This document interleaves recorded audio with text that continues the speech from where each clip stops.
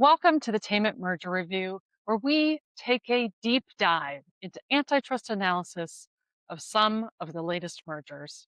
I'm Gwendolyn Lindsay Cooley, the founder of Taimet. Now, I know that I have a bit of a well-deserved reputation for being pro-enforcement, but I will say it is not only my opinion that some mergers can be pro-competitive. And today we'll take a look at one that I think should clear. Well, you can see we're going to start a new attainment analysis on the GSK and Nuvalent transaction. I think that taking a look at this kind of a pharmaceutical transaction can really show that there really are mergers that are potentially pro-competitive. And let me show you why.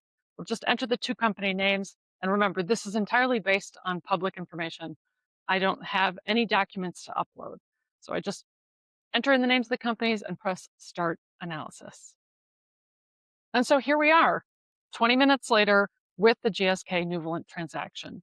Now, you see that it is scoring a Taimet score of 17, which, according to the Taimet risk score grid, it is a candidate for early termination. Anything that's 1 to 25 is a candidate for early termination.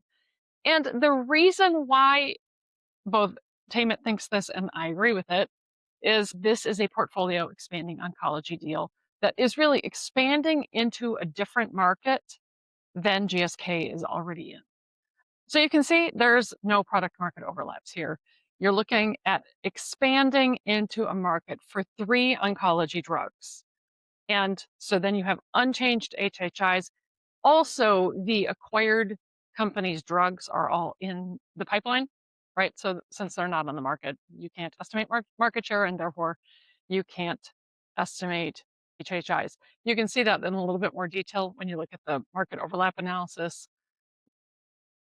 A typical Taimet analysis, if there is market overlap, will have things like estimated market shares and then a twirly graph to show what the merging parties' share of the market is. Here, no overlaps. Company B's markets, obviously Company A has a lot of markets, but Company B's markets really are in these oncology-related drugs.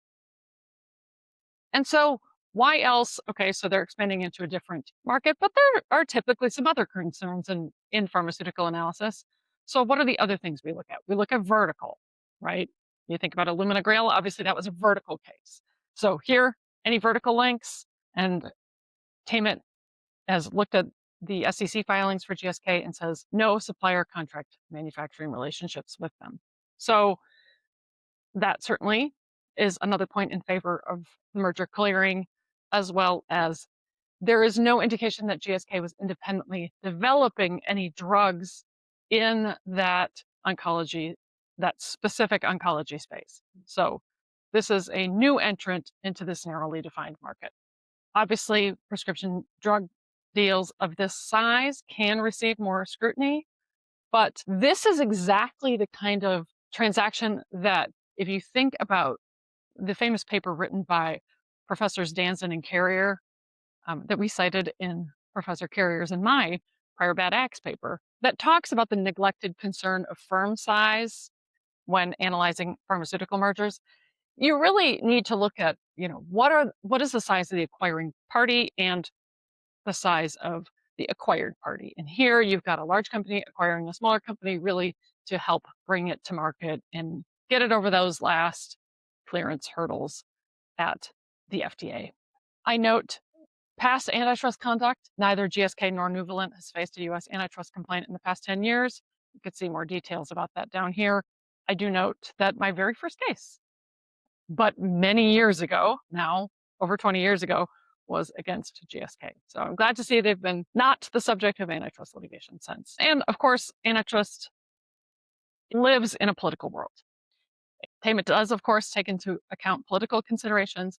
You can see that GSK has taken some actions recently that align with industrial policy goals. So that's something that Taimet takes into account. And I think that as a practitioner, I would have taken into account as well.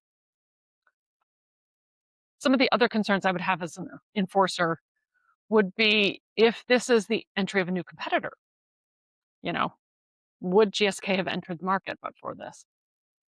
What we can see from the pro-competitive effects here is that GSK would be able to enter this biomarker-defined NSCLC market much more quickly as a result of this acquisition. And then there would, of course, be the manufacturing efficiencies that would result from having the scale of a company like GSK. So overall risk, Taimet scores at a 17.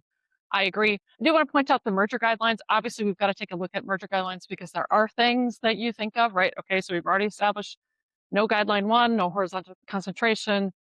There's no elimination of existing competition from guideline 2. There's no coordination risk because they weren't competitors. You don't have a potential entrant, no vertical foreclosure. But the one that I think is worth really looking at is the industry consolidation trend. Obviously, the pharmaceutical space has had a lot of acquisitions, but the recent kinase inhibitor deals are involving different targets and so different product markets. So I think, because there isn't a trend toward consolidation in this specific market, though there is in the pharmaceutical industry generally, it is really a question of what is the pharmaceutical industry set up to do? And you have small shops that are innovative, and those then are acquired and then ultimately marketed and capitalized by these larger pharmaceutical companies. And that's kind of what that paper by Professors Danson and Carrier talks about. And so that is what we are seeing in this Taimet score. So lest anyone think that I think all mergers are anti-competitive, there are occasionally some that even I will admit can be potentially pro-competitive. Now, I should note, I don't have any information about this transaction other than Taimet score and what I can see on the internet. And I also am not representing anyone. My dog in the fight in this instance is as the founder of Taimet. So thank you so much for joining us for the Taimet Merger review, and I will talk to you next month with another transaction. Enjoy your day.